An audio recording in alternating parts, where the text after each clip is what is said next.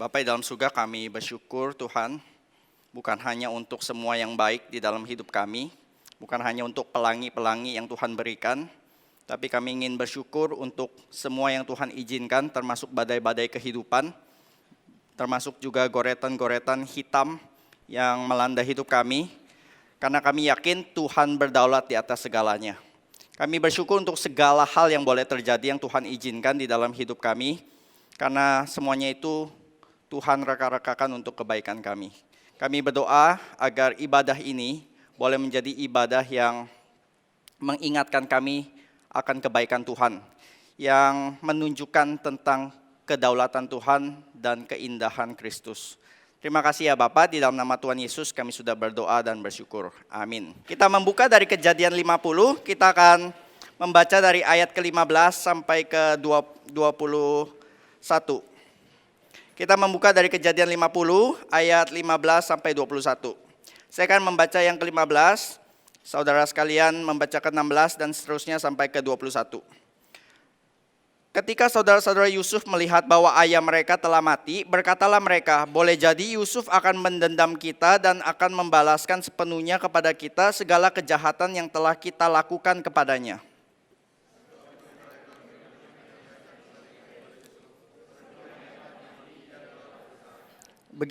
Beginilah harus kamu katakan kepada Yusuf, ampunilah kiranya kesalahan saudara-saudaramu dan dosa mereka, sebab mereka telah berbuat jahat kepadamu. Maka sekarang ampunilah kiranya kesalahan yang dibuat hamba-hamba Allah ayahmu.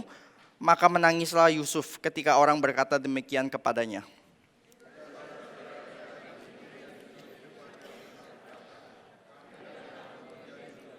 Tapi Yusuf berkata kepada mereka, janganlah takut, sebab aku inikah pengganti Allah?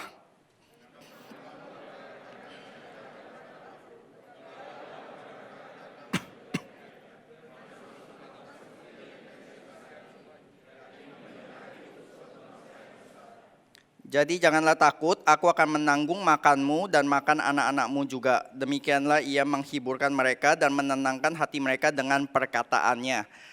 Hari ini kita akan memulai satu eksposisi yang baru, yaitu Kitab Kejadian. Jadi Pendeta Ivan akan membahas eksposisi Injil Yohanes. Saya akan meneruskan mulai hari ini eksposisi Kitab Kejadian gitu. Mungkin kita bertanya-tanya ya, mulainya kok langsung Kejadian 50 ya di akhir, biasanya mulai dari Kejadian 1 gitu. Nah, kita akan melihat mengapa saya mengambil kesimpulan kita mulai dari chapter 50 dulu gitu. Salah satu buku yang saya pernah baca ya, buku tentang how to read a book gitu. Salah satu yang paling menarik adalah dia bilang begini, kalau kita ingin membaca buku, kita kebiasaan dari cover depan sampai cover belakang gitu. Dia bilang start to read book from behind, dari belakang, from the back. Karena di belakang itu ada kesimpulan, dan yang waktu kita baca depan, kita baca belakang, kita sudah dapat kesimpulan besarnya, yang akan waktu kita baca tengah-tengahnya itu kita sudah tahu kerangka besarnya. Dan ini yang saya ingin kita sama-sama gumulkan, yaitu di awal ini kita akan bahas mulai dari belakang dulu, kesimpulan akhirnya dulu, supaya nanti waktu minggu-minggu mendatang kita akan bahas Kitab Kejadian ini, kita sudah mempunyai satu framework, satu kesimpulan, satu kerangka besar dari Kitab Kejadian ini. Yang pertama adalah dari Kitab Kejadian 50 ini, dari berapa ayat ya, sekitar 15 sampai 21, sekitar 6-7 ayat ini, saya akan bahas tentang 3 tema besar, yaitu tentang tema guilt, rasa bersalah, tema tentang forgiveness, pengampunan, dan yang ketiga tema rekonsiliasi. Jadi 7 ayat ini berbicara tentang 3 tema besar. Memang Alkitab itu luar biasa, dalam hanya 7 ayat bisa membahas 3 tema besar ini ya. Jadi yang pertama di sini kita melihat ya, saudara-saudara Yusuf itu melihat ayah mereka sudah mati dan mereka berkata boleh jadi Yusuf akan mendendam kita. Mari kita minta ampun kepada dia. Nah ini pertama kalinya saudara-saudara Yusuf meminta pengampunan dari Yusuf secara personal, secara direct, secara langsung. Dan mungkin mereka ketakutan ya, selama ini Yusuf belum benar-benar mengampuni kita nih. Jangan-jangan dia baik sama kita karena ada bumper papa masih hormat orang tua, tapi setelah papa meninggal, mati kita semua. Mungkin Yusuf masih ingat bagaimana dulu kita jual dia, bagaimana dulu kita aniaya dia. Dan mungkin mereka teringat itu ya, kutipan dari Esau dan Yakub waktu Yakub menipu Esau. pertama-tama yang diancam oleh Esau adalah tunggu papa mati ya. Tunggu papa mati, lu akan rasakan. Makanya Yakub kabur. Dan jangan-jangan Yusuf juga akan balas dendam. Tapi sekarang di sini kenapa mereka meminta ampun ya? Yang pertama adalah kenapa sih kita minta ampun? Kenapa kita meminta pengampunan dari orang? Susah minta ampun lebih tepatnya gitu ya. Di sini juga mereka itu minta ampun karena terpaksa gitu. Karena keadaan mendesak, bukan karena mereka ingin. Tapi mereka takut nyawa mereka terancam. Jadi yang pertama kesulitan orang minta maaf, minta pengampunan adalah karena pride. Karena kesombongan ya. Karena bagi orang yang minta pengampunan, minta maaf, berarti kita sedang menempatkan diri kita lebih rendah dari orang yang kita minta pengampunannya. Dan karena asking forgiveness itu kita sulit menempatkan diri kita di bawah orang yang kita pikir kita harus minta maaf kepadanya gitu. Terutama apa? Terutama kepada orang-orang yang kita pikir lebih rendah. Dan kita harus taruh tempat kita lebih rendah lagi dari dia. Minta maaf ke bos mungkin lebih gampang dibanding bos minta maaf kepada bawahan. Kenapa suami sulit minta maaf kepada istri? Karena di Alkitab dikasih tahu istri tunduklah pada suamimu. Terus sekarang suami salah pun susah minta maaf sama istri. Karena bukannya lu yang harus tunduk gitu. Gua salah nggak salah, kamu yang harus tunduk gitu. Tapi kita lihat enggak ya di sini mungkin lebih tepatnya suami istri begitu. Ada 2 rules ya. Kalau Bapak Ibu ingin hidup keluarga suami istri lebih harmonis begitu. Yang ada 2 rules saja yang kita perlu ingat. Yang pertama, woman never make mistake. Woman never do any mistake. Yang kedua, kalau woman make mistake, remember number 1. Woman never make mistake gitu. Itu gampang. Setelah itu selesai semua permasalahan istri dan suami. Jadi kita lihat suami sulit minta maaf kepada istri, majikan sulit minta maaf ke pembantu, pejabat sulit minta ampun kepada pejabat yang lebih rendah. Dan tetapi kita sadar gitu, pengampunan itu tidak bisa dibeli, tidak bisa ditukar. Dan seringkali misalnya atasan gitu ya, berbuat salah kepada bawahan, dia nggak mau minta ngampun sih, dia nggak mau minta pengampunan, tetapi dia bilang apa? Dia kasih transaksi, ya udah gajimu ku naikkan karena ada berbuat salah kemarin, ada kesalahan teknis dan yang lain, tapi gajimu dinaikkan, posisimu dinaikkan. Itu untuk make up the mistake, itu untuk membalas kesalahan-kesalahan, tapi tanpa minta maaf gitu. Karena kita tahu minta maaf itu berarti kita sudi atau kita rela menempatkan diri kita lebih rendah dibanding orang yang kita minta maaf. Dan banyak orang itu tidak ingin menempatkan diri lebih rendah. Dan juga waktu kita minta maaf kepada orang, meminta pengampunan, berarti kita sedang melepas kontrol. Karena sekali lagi pengampunan itu bukan transaksi, pengampunan itu hanya bisa diberikan secara sukarela. Karena itu waktu kita minta pengampunan, itu tergantung orang itu mau mengampuni kita atau enggak. Dan kontrolnya bukan di kita, kontrolnya itu di dia. Dan semua orang pengen pegang remote controlnya. Nggak ada yang mau kasih remote control untuk orang yang pegang set the channel. Jadi nggak semua orang bisa atau gampang meminta maaf karena pride dan karena gengsi begitu. Apakah demikian? Kita nggak tahu saudara-saudara Yusuf itu kenapa. Tapi mungkin yang lebih mungkin adalah kenapa mereka sulit meminta maaf? Karena mereka sudah bersalah sangat besar kepada Yusuf. Mereka itu berdosa besar sekali.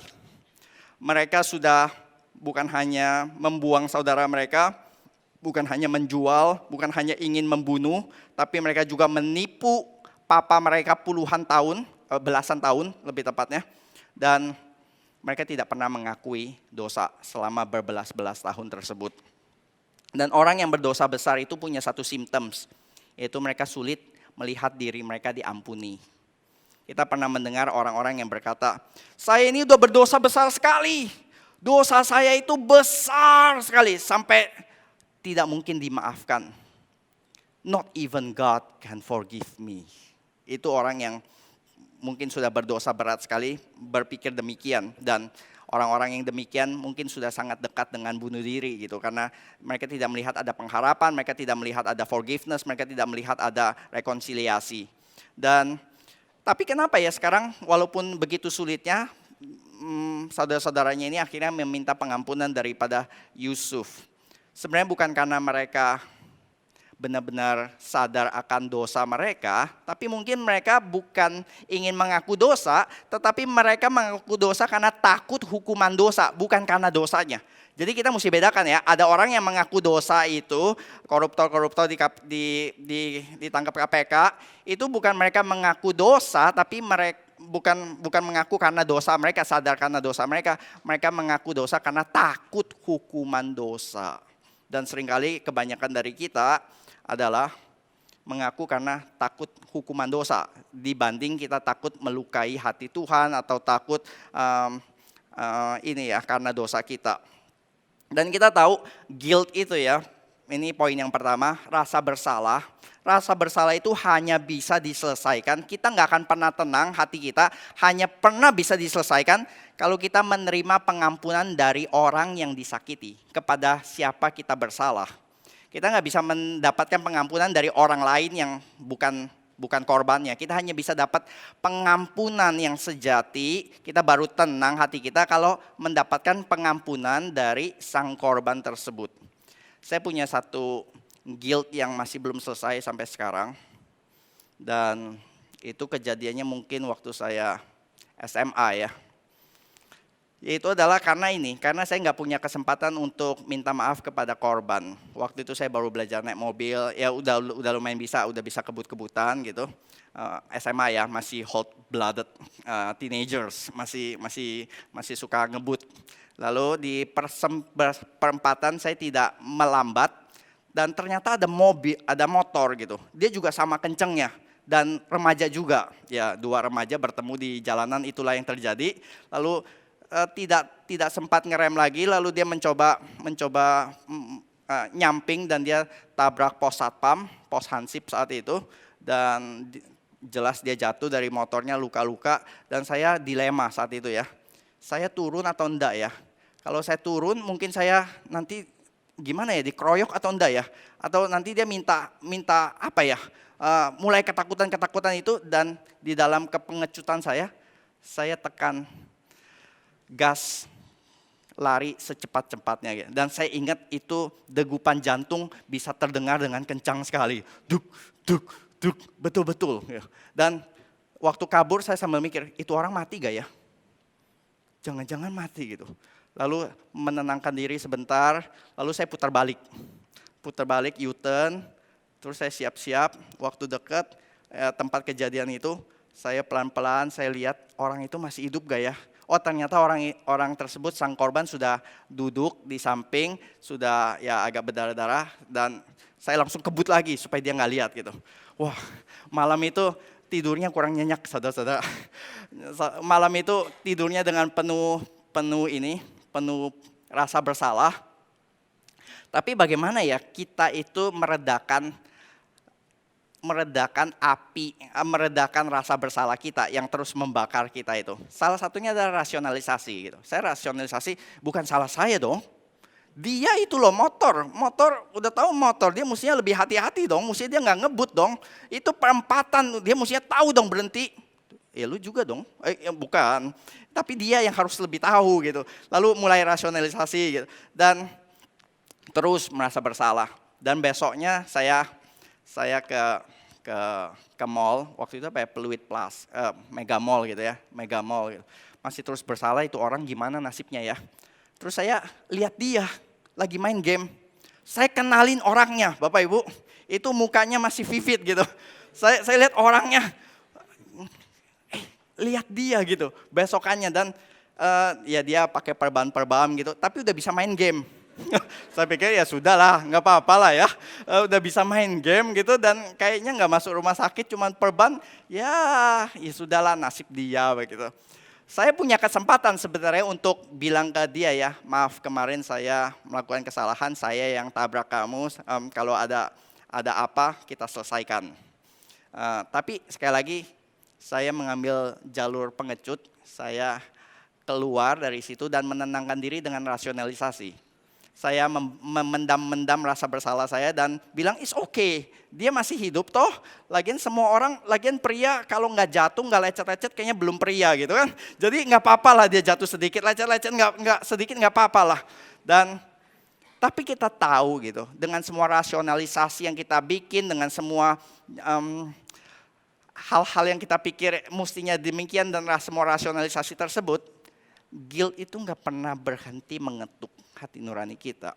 Deep down, waktu kita pendam-pendam, itu seperti bola, seperti balon yang kita pendam di kolam berenang, dan satu saat waktu kita lepaskan, dia akan muncul lagi gitu. Dan rasa bersalah itu akan terus mengetuk kita dan akan terus berkata, no, you have made a guilt, you have made a mistake. You are guilty before God. Dan guilty itu akan terus menghantui kita sampai kita mendapatkan forgiveness, sampai kita mendapatkan pengampunan. Jadi guilt itu hanya bisa diselesaikan dengan forgiveness. Forgiveness itu adalah hanya bisa diterima, bukan ditukar, bukan transaksi, demikian ya. Dan forgiveness means someone has to pay the price. Kalau kita berbuat salah, berbuat suatu kesalahan, ada harga yang harus dibayar. Coba saya lihat si engkau ini punya handphone ya. Saya boleh coba lihat handphonenya. Gitu ya. Ini handphone ya. Coba saya buang. Dan handphonenya rusak gitu ya. Misalnya dan handphone tuh rusak gitu. Waktu saya buang dan rusak berkeping-keping gitu, terus saya bisa bilang enggak, sorry ya, I'm sorry ya, forgive me gitu. Maafkan saya ya. Maafkan enggak? Enggak ya. Kamu tidak mau mengampuni hamba Tuhan, terkutuk kamu gitu. Masa kamu tidak mau mengampuni? Simpelnya begini ya, waktu saya bilang minta maaf dan dia memaafkan, saya nggak usah bayar apa-apa kan, saya nggak usah ganti kan ya, karena saya dimaafkan. Lalu handphone tuh rusak toh, dia tetap harus ada yang menggantinya, ada yang membayarnya. Siapa yang bayar? Ya dia yang bayar gitu. Tapi kalau dia bilang enggak, saya nggak mau mengampuni, kamu harus tetap bayar gitu. Jadi waktu saya tidak diampuni, siapa yang bayar? Ya saya gitu. Jadi any mistake itu nggak bisa sekedar seperti kita bilang ya, just forgive, forget and forgive gitu. Hanya ya maafkan saja gitu. Nggak bisa, setiap ada dosa, ada kesalahan, someone has to pay the price. Apakah orang yang bersalah atau orang yang disalahi, salah satu harus bayar dari dosa tersebut. Dan waktu kita bilang demikian, berarti waktu saudara-saudaranya berbuat kesalahan yang begitu besar kepada Yusuf, someone has to pay the price. Entah Yusuf berkata, now you have to pay the price. Sekarang lu apain gua, sekarang gua apain lu. You have to pay the price. Atau Yusuf berkata, I forgive you. Tapi dia harus telan semua harga yang harus dibayar tersebut. Dan rekonsiliasi belum selesai di antara mereka. Walaupun di pihak Yusuf sudah memaafkan. Tapi di pihak saudara-saudara masih menyimpan prasangka buruk ya. Rekonsiliasi itu hanya bisa terjadi kalau dua belah pihak datang ke meja dengan tangan kosong. Tapi kebanyakan orang mau berdamai, waktu berdamai sambil bawa goloknya, sambil bawa pisaunya, parangnya, just in case. Kayak film-film di Hong Kong ya. Film-film Hong Kong kalau dua geng lagi datang gitu, terus berunding, mafia, bos mafia datang, terus sambil ngomong-ngomong damai, terus tiba-tiba ada handphone berbunyi. Yang situ langsung ambil, biasanya pedangnya udah disimpan di bawah meja ya, selalu di bawah meja, terus mereka keluarkan. Oh ternyata enggak, kok taruh lagi.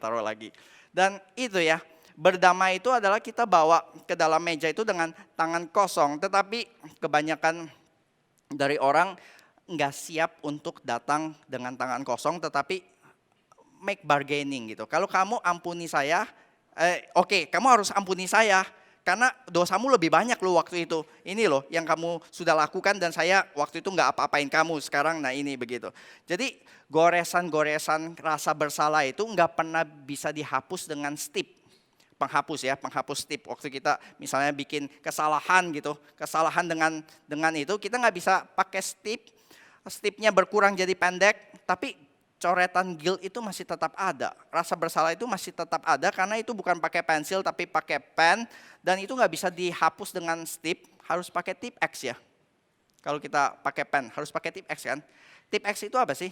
Yaitu adalah dosa itu tetap ada di situ. Itu nggak menjadi hilang. Nggak seakan-akan tidak pernah terjadi, tetapi itu tetap ada di situ, tetapi sekarang ditimpa oleh tip X yang menutupi dia sehingga tidak kelihatan lagi. Jadi waktu kita pengampunan itu bukan seakan-akan dosa kita nggak pernah ada, tetapi sudah ditutupi oleh pengampunan, yaitu oleh darah korban Kristus waktu kita melihat di dalam pengampunan. Jadi kita sadar satu hal di dalam sini ya, sulitnya menerima pengampunan, sulitnya meminta ampun dari orang yang kita salahi tersebut. Ternyata nggak gampang ya minta pengampunan. Dan orang suka berkata paling gampang itu jadi orang Kristen. Nggak usah banyak ritual-ritualnya, nggak usah pergi ke negeri yang jauh untuk naik haji, tinggal minta ampun diampuni.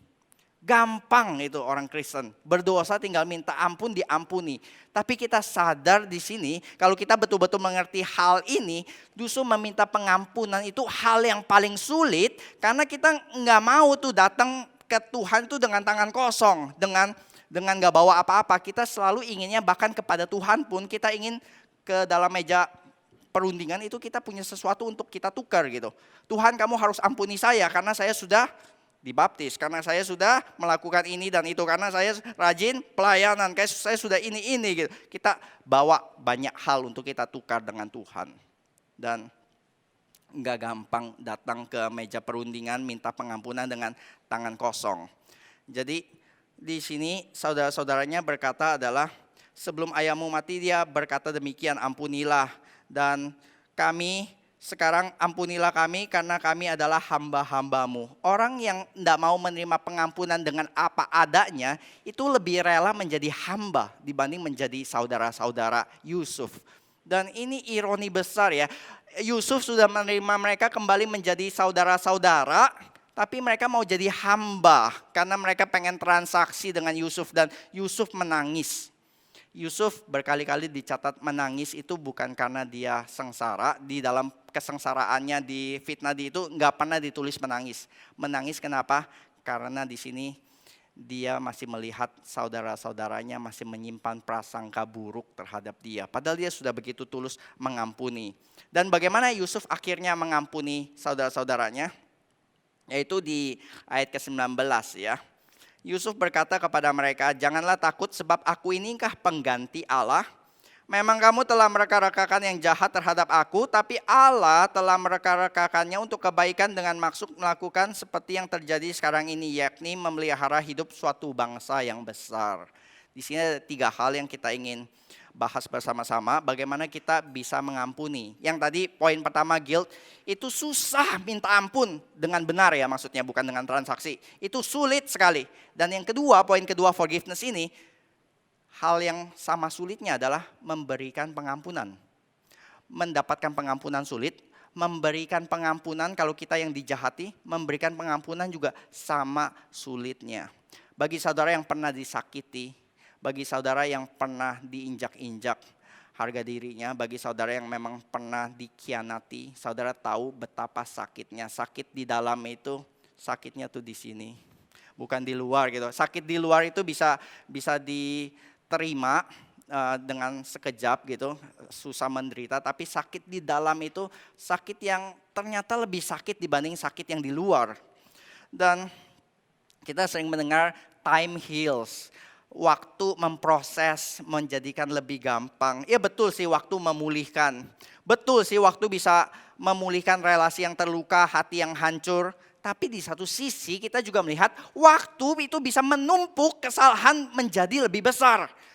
Kesalahan yang kecil bisa ditumpuk menjadi gunung yang besar yang satu saat akan meledak. Tapi bagaimana Yusuf memaafkan saudara-saudaranya? Itu yang pertama adalah dia berkata, aku inikah pengganti Allah? Yang pertama dia bilang di sini adalah dia menolak duduk di kursinya Allah. Dia menolak duduk di kursinya Allah. Apa itu maksudnya menolak aku ini pengganti Allah, saya bukan duduk di kursi Allah. Saya ini tidak main hakim sendiri. Artinya tidak duduk di kursi Allah adalah tidak main hakim sendiri, tapi dia menyerahkan penghakiman kepada Tuhan. Jadi aspek pertama untuk kita kalau kita mengalami kesulitan untuk mengampuni, hal yang pertama kita lihat adalah bukan kita hakimnya. Bukan kita yang menentukan vonisnya berapa tahun. Kita harus sadar pengampunan itu domainnya Tuhan, bukan domainnya kita. Hakimnya itu bukan kita, hakimnya adalah Tuhan yang berhak menentukan verdiknya, yang berhak menentukan tuntutannya, yang berhak memberikan kesalahannya berapa banyak. Itu bukan kita, tapi Tuhan. Karena kita itu nggak pernah bisa dengan tepat memberikan penghakiman yang sejati, yang benar, yang proporsional. Hanya Tuhan yang bisa dengan tepat memberikan pengampunan dengan secara proporsi yang tepat sekali. Karena korban selalu minta, judulnya sih meminta balasan yang setimpal. Tapi yang setimpal menurut siapa ya? Setimpal menurut korban itu biasanya selalu melebihi dari yang dilukai gitu. Standarnya menurut siapa? Kamu bully anak saya. Sekarang jadi gimana? Oh ya dilaporkan ke guru dong. Kalau dilaporkan ke guru nanti cuma dikonseling. Jadi yang setimpal buat bapak apa? Saya bully juga anak kamu. Itukah yang setimpal? Jadi bagaimana ya yang setimpal itu kita sulit menimbangnya gitu. Dan misalnya waktu Daud gitu. Daud menghamili Batsyeba.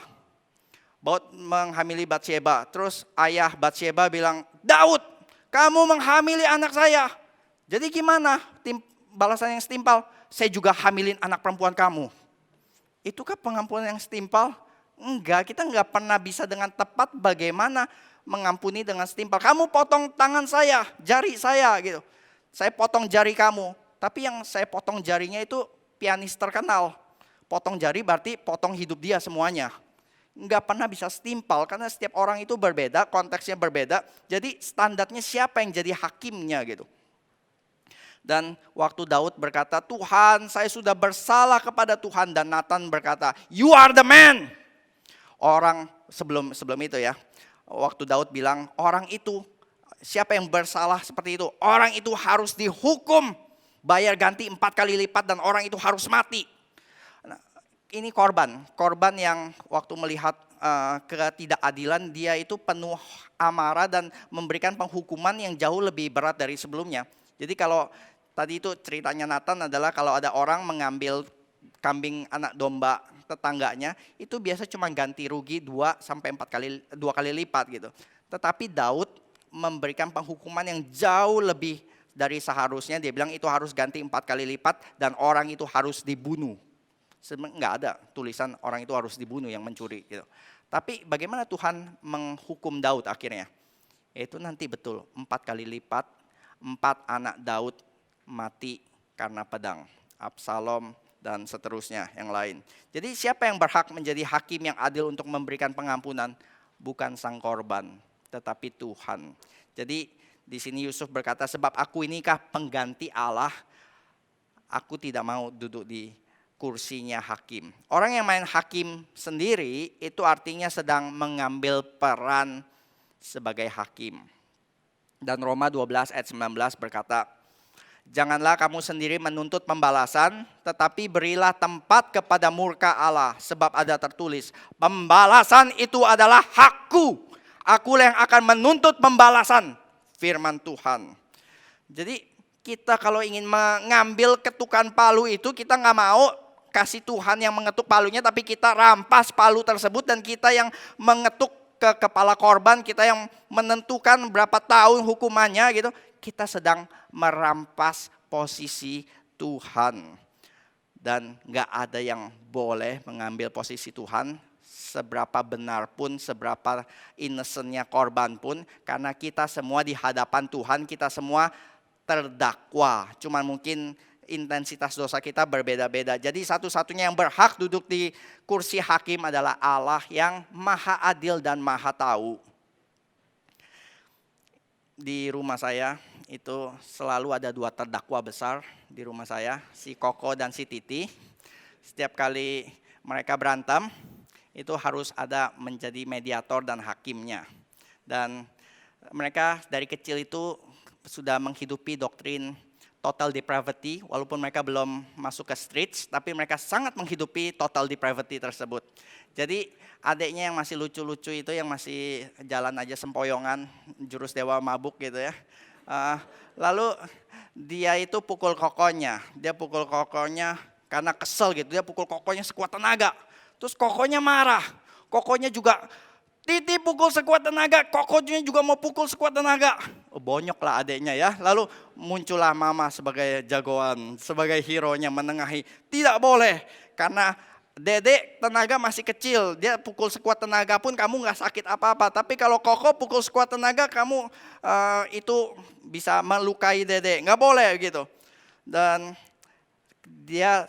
mamanya selalu teriak ya. Kalau dedek berbuat salah, koko nggak boleh hukum dedek. Karena penghakiman bukan hakmu.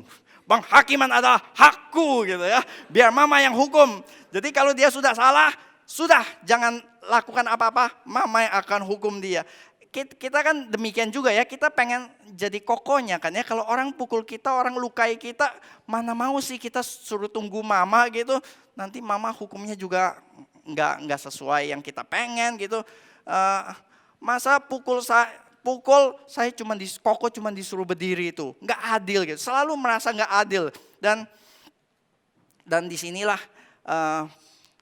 keagungan dari Yusuf ya. Yusuf punya kuasa untuk menghakimi saudara-saudaranya. Dia sekarang sudah duduk sebagai penguasa Mesir. Dia punya tentara-tentara. Dia cuma cukup jentikan jari, semua saudara-saudaranya akan masuk ke penjara yang sama. Makan makanan penjara yang pernah dia makan bertahun-tahun. Dia cukup jentikan jari, dia punya kuasa untuk itu. Tapi dia berkata, aku inikah pengganti Allah. Saya tidak mau menghakimi kamu. Karena penghakiman adalah haknya Tuhan. Jadi Yusuf sangat mengenal diri dan Yusuf sangat mengenal Tuhan. He's treating God as God and he's treating man as man. Dia tahu posisi dia. Dia tahu dia bukan Tuhan, dia tahu haknya adalah hak Tuhan. Dan kitab Kejadian ini ya, waktu kita lihat kenapa saya mulai dari belakang. Karena kitab Kejadian dimulai dengan sepasang manusia yang jatuh ke dalam dosa karena mereka ingin menjadi seperti Allah. Mereka ingin naik ke tahtanya Allah. Ingin menjadi Allah bagi diri mereka sendiri. Hendak duduk di tahta Allah. Dan tahta Allah itu diberi garis batas, do not cross this line. Jangan makan buah dari pohon ini. Dan waktu setan menggoda, waktu engkau makan kau akan menjadi seperti Allah. Itu setan sedang berkata benar. Karena waktu engkau melewati itu engkau sedang masuk ke dalam tahtanya Allah gitu. Dan Yusuf menolak melewati police line, do not cross this line. Dia sadar dirinya itu bukan pengganti Allah. Yusuf sadar dirinya itu adalah alat di tangan Tuhan, bukan pengganti Tuhan. Tetapi Adam dan Hawa di awal kitab Kejadian, mereka itu ingin menjadi seperti Allah. Mereka melewati garis yang mereka tidak boleh lewati. Dan ada satu kutipan dari Tim Keller berkata, the fastest way to become like Satan is to try to be God. And the fastest way to become like God is to refuse to be God. Sekali lagi ya. The fastest way to become like Satan is to try to be God. Cara tercepat kamu menjadi seperti setan adalah kamu mau mengambil peran Tuhan, menjadi Tuhan. Dan the fastest way to become like God is to refuse to be God. Dan cara tercepat untuk kamu menjadi seperti Tuhan adalah kamu menolak menjadi Tuhan.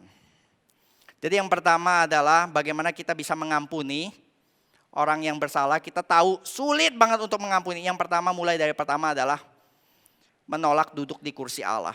Dan yang kedua dia katakan, kamu telah mereka-rekakan yang jahat, tapi Allah mereka-rekakannya untuk kebaikan. Yang kedua adalah selain menolak duduk di kursi Allah, berarti tidak lagi menyimpan dendam lagi. Yusuf sudah nggak menyimpan dendam, Tapi saudara-saudaranya yang berpikir bahwa Yusuf masih menyimpan dendam tersebut. Yusuf sih sudah tidak menyimpan dendam karena Yusuf sudah berkata, aku sudah memaafkan. Sekarang case-mu bukan di mejaku lagi. Case-mu itu sudah di mejanya Tuhan. Kamu jangan datang ke saya, ini case filemu itu udah bukan di saya lagi. Sudah di mejanya Tuhan. Jadi implikasinya di sini ya adalah menolak duduk di kursi Allah itu berarti tidak lagi menyimpan dendam. Dan implikasinya apa bagi saudara-saudara sekalian? Implikasinya adalah ini, setiap orang yang masih menyimpan dendam berarti masih duduk di kursi Allah.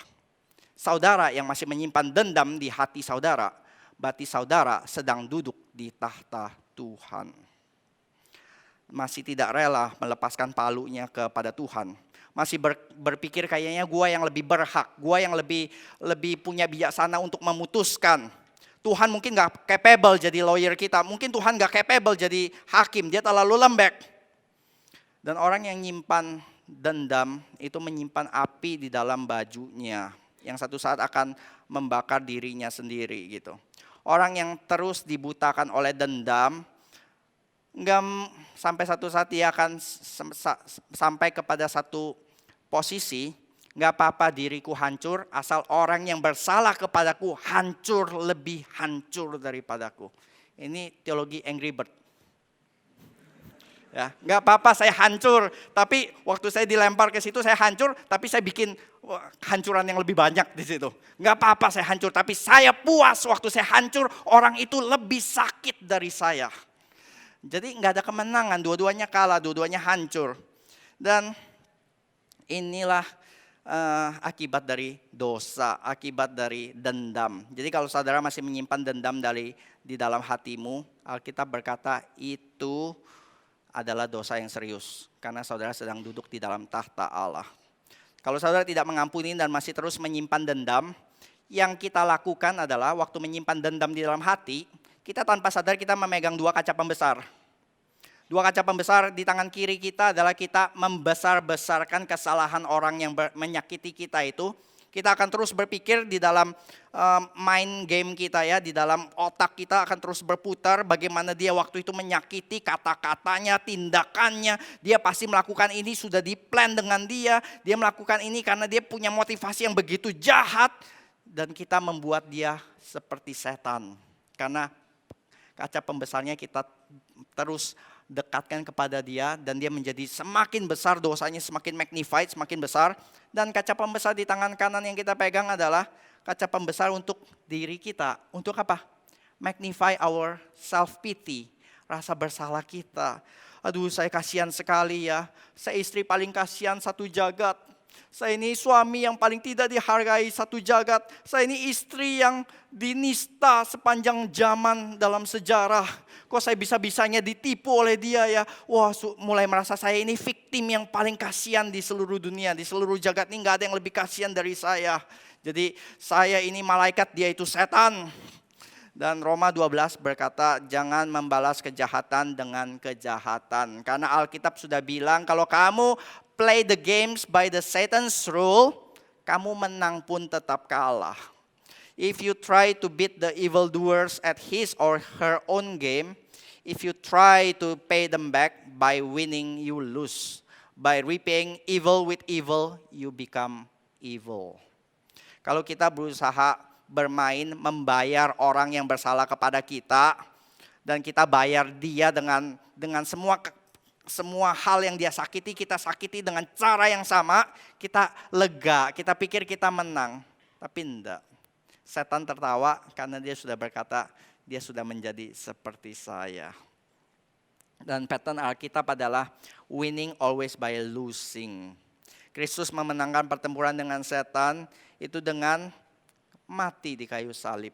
Dan itulah pattern yang Alkitab berikan kepada kita yang begitu berbeda dengan apa yang dunia ajarkan.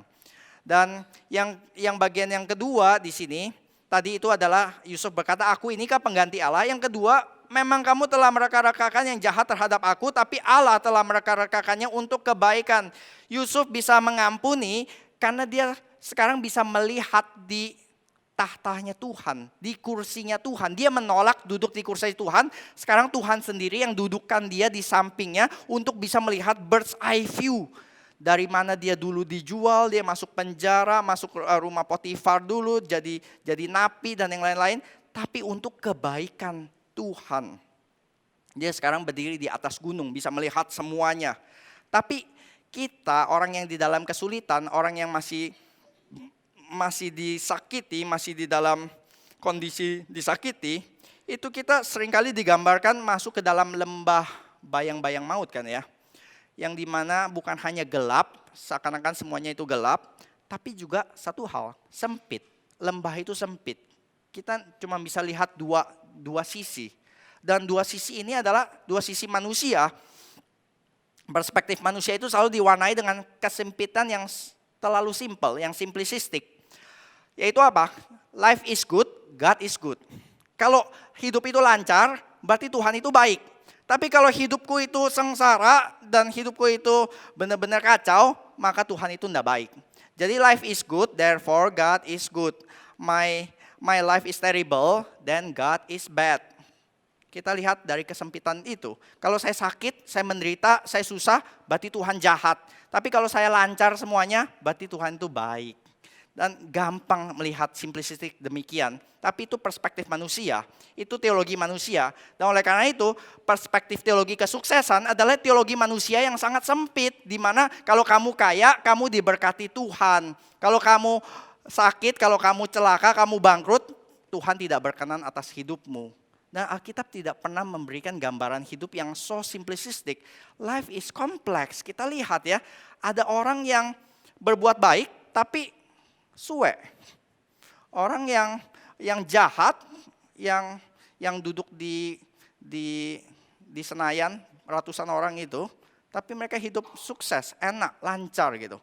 Dan Ayub dikatakan, kenapa di kitab Ayub? Karena untuk menggambarkan kompleksitas dari hidup gitu ya. Orang yang tidak ada orang yang lebih benar dari Ayub, tetapi dia lebih sengsara dari semua orang. Untuk mau bilang apa? Ya, gambaran Alkitab itu kompleks dan Alkitab mengakomodasi semua itu. Kita nggak bisa mengkotak-kotakan secara simpel demikian. Jadi kalau kita lagi di lembah, kita lagi di dalam kesulitan, kita hanya bisa lihat dua hal ini. Kalau kita lancar, Tuhan baik sama saya, Tuhan berkenan. Waktu kita sakit, kita dipecat, kita dinista, Tuhan kurang baik, Tuhan tidak berkenan. Dan perspektif Yusuf waktu naik ke puncak gunung, itu bukan either or, tapi both and, keduanya gitu. Life is terrible, but God is good. Engkau mereka-rekakan yang jahat, tetapi Tuhan itu baik. Jadi kita lihat di sini ya, waktu kita di dalam lembah seakan-akan Tuhan itu nggak kelihatan di mana-mana. Tuhan itu invisible, tapi bukan berarti Tuhan pasif. Justru kita melihat di dalam sejarah atau bahkan di dalam pengalaman hidup kita sendiri ya, masa-masa paling gelap waktu kita lewati itu menjadi masa-masa di mana kita paling bertumbuh. Masa-masa di mana kita paling mengenal Tuhan, paling dekat dengan Tuhan, paling melihat Tuhan mengubah hidup kita. Tapi waktu kita di dalam badai, memang kita nggak bisa melihat, seakan-akan Tuhan itu invisible, seakan-akan Tuhan itu salah. Tapi setelah kita melewati badai, kita baru tahu, yes, God mereka-rekakannya untuk kebaikan. Itulah perspektif yang diberikan di dalam kitab Kejadian. Dia itu tersembunyi di dalam penderitaan kita, tapi dia tidak pernah tidak berdaulat. Dia berdaulat di dalam penderitaan dan di atas dosa-dosa manusia. Dan kenapa saya harus memulai dengan Kejadian 50? Karena untuk bilang satu hal. Nanti kitab Kejadian itu dimulai dengan banyak hal tentang kedaulatan Tuhan. Tuhan menciptakan ini. Kenapa ada ular di situ? Kenapa ada ini? Kenapa manusia harus berdosa? Kenapa harus dihukum? Kenapa harus ini dan itu? Kalau kita tidak mengimbangi kedaulatan Tuhan dengan kebaikan Tuhan, maka kita akan terus curiga dengan kedaulatan Tuhan. Tetapi setelah kita masuk naik ke dalam puncak gunung, kita baru sadar. Kedaulatan Tuhan itu selalu untuk kebaikan, tidak pernah untuk kecelakaan gitu. Jadi waktu nanti kita akan membahas kejadian-kejadian, kitab Kejadian itu penuh lembaran hitam tentang dosa-dosa manusia, tentang Holocaust di situ ya. Dan di situ kita baru melihat Tuhan mereka-rekakannya untuk kebaikan. Dan Yesus Kristus adalah contoh tertinggi dari Tuhan mereka-rekakan untuk kebaikan. Di tragedi terbesar ini, Tuhan bisa mereka-rekakannya untuk kebaikan kita. Bahwa dia dalam rupa Allah, dia tidak menganggap kesetaraan sebagai milik yang harus dipertahankan. Tetapi dia mengambil rupa seorang hamba dan taat sampai mati di kayu salib. Jadi yang pertama kita sudah membahas tentang guilt, tentang forgiveness. Dan yang terakhir kita membahas tentang reconciliation. Reconciliation adalah di ayat 21 dia dikatakan, jadi janganlah takut, aku akan menanggung makanmu dan makan anak-anakmu juga. Demikianlah ia menghiburkan mereka, menenangkan hati mereka. Bagi kebanyakan manusia, bagi kebanyakan orang, rekonsiliasi berhenti di poin kedua. Oke, gue udah maafin lu ya, now get out of my way. Enyahlah engkau dari hadapanku. Oke, gue bisa maafin, tapi please exit from my life, gue gak mau lihat muka lu lagi. Kira-kira demikian. Dan Yusuf gak berhenti di situ sih. Yusuf berkata, aku akan tanggung makananmu dan makanan anak-anakmu. Berarti tiap hari dia masih terus supply makanan semua. Dan gak gampang ya berbuat baik, menanggung makanan bagi orang yang pernah menyakiti kita itu gak gampang banget gitu. Ini kan lagi rame pengungsi Rohingya ya. Pengungsi Rohingya lagi diagung-agungkan, lagi menarik simpati 7 juta orang. Lalu mulai ada gambaran sebaliknya gitu. Wah, mereka kasihan sekali, mereka itu dianiaya, mereka itu dizalimi. Lalu mulai ada gambaran sebaliknya gitu, gambaran satunya lagi. Itu loh pengungsi-pengungsi Rohingya yang ditampung di Medan, waktu diwawancara nggak ada terima kasihnya sedikit pun. Malah mereka bilang di Indonesia nggak enak, sebenarnya kami itu maunya ke Amerika, tapi kenapa kami mampirnya ditahannya di Indonesia gitu. Wah, sama sekali nggak ada terima kasihnya. Terus kalau kalian baca komen-komen di Kompas itu bilang, udah ke laut aja itu, buang mereka semua ke laut gitu. Udah kita kasih makanan, udah kita baik-baikin, kasih tampung mereka, nggak ada terima kasihnya gitu. Itu baru dalam hal begitu kita udah tahu ya susahnya. Kalau ada orang numpang di kita 3 hari sih gampang. Tapi kalau dia numpang 3 bulan, terus selama 3 bulan dia bilang, ini rumah lu kok bau banget ya, jelek banget ya. Ini cara didik anakmu salah ya semua. Terus komplain terus. Kita udah pengen usir aja ya. Tapi kita mesti terus kasih makan, terus masakin buat dia. Dan itu susah banget gitu untuk berbuat baik kepada orang yang tidak terima kasih. Bukan hanya tidak terima kasih ya, yang pernah melukai kita. Dan Yusuf tapi berkata demikian. Yusuf berkata, aku akan menanggung makananmu. Kalian ingat gak waktu kalian jual saya? Saya bawa rantangan dari papa mama buat kamu kan. Waktu saya bawa rantangan, kamu terima kasih? Enggak. Kamu ikat saya, kamu telanjangi saya, lalu kamu buang saya ke dalam sumur, dan kalian buka rantangan, makan dengan nikmat. Dan waktu saya teriak, Koko tolong, Koko tolong. Wah, rendangnya enak ya. Wih, bakwan jagungnya ini renyah, masih renyah loh. Dan Koko tolong. Wah, coba tolong rendangnya satu lagi. Apa ya perasaan Yusuf saat itu ya? Di tengah betrayal, di tengah-tengah pengkhianatan, saudara-saudara menikmati makanan. Dan sekarang Yusuf setiap kali kirim rendang, dia ingat kokonya. Coba kasih rendang itu satu lagi. Dia ingat luka-luka itu lagi. Dia ingat setiap saat dia kirim rendang, kirim bakwan jagung, dia teringat kokonya dulu pernah gituin dia. Dan kita sulit untuk bisa tahan terus demikian ya. Respon natural kita adalah waktu kita dijahati, kita jahatin balik. Kalau kita nggak bisa jahatin dengan balik, kita dengan sembunyi-sembunyi jahatin dia. Kita di belakang layar jahatinnya gitu. Jadi ada satu cerita demikian Bapak Ibu. Ada seorang suami yang diranjang kematian dan dia sudah hampir mati, lalu dia panggil istrinya. Istriku, saya tahu saya bukan orang suami yang baik. Saya sering menganiaya kamu. Saya sering mengabuse kamu dengan kata-kata saya. Saya sering menista kamu. Saya enggak peduli sama kamu. Tapi setiap kali saya berbuat salah kepada kamu, kamu kok tenang ya. Kamu kok gak pernah membalas ya. Kamu tidak pernah berteriak balik. Kamu setiap kali saya berbuat salah kepada kamu, saya pukul kamu, saya katain kamu, kamu hanya ke WC dan menangis di situ. Ampuni saya istriku, hidupku tidak panjang lagi, ampuni saya tidak bisa bagaimana membalas semua itu. Terus istrinya di luar dugaan, dia berkata, suamiku saya juga minta maaf. Sebelum kamu mati saya mau kasih tahu, setiap kali kamu pukul saya, setiap kali kamu katain saya ke WC bukan menangis. Saya ambil sikat gigimu, saya cuci WC. Saya cuci WC itu semua dengan sikat gigimu.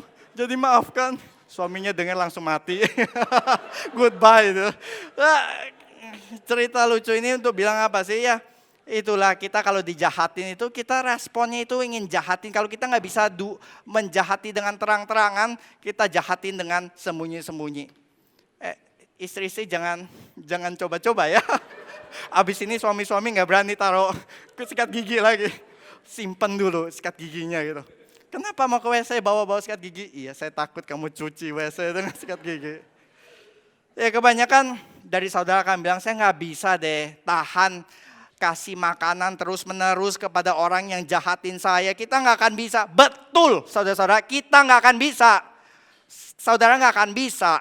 Karena tiap orang itu ada breaking limitnya. Jadi bagaimana? Ya sadar satu hal. Saudara itu adalah orang yang melukai Tuhan.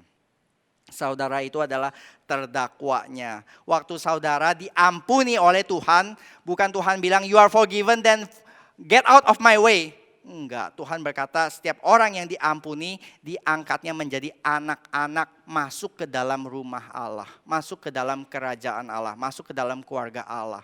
Berarti kita itu sudah diampuni, kita diterima masuk dan kita terus berdosa lagi dan Tuhan tidak jemu-jemunya mengampuni dan mengampuni kita lagi. Dan kitab Kejadian diakhiri dengan semua saudara rekonsiliasi. Gitu ya. Sebenarnya seluruh gambaran besar Kejadian itu adalah konflik keluarga. Abraham penuh konflik keluarga.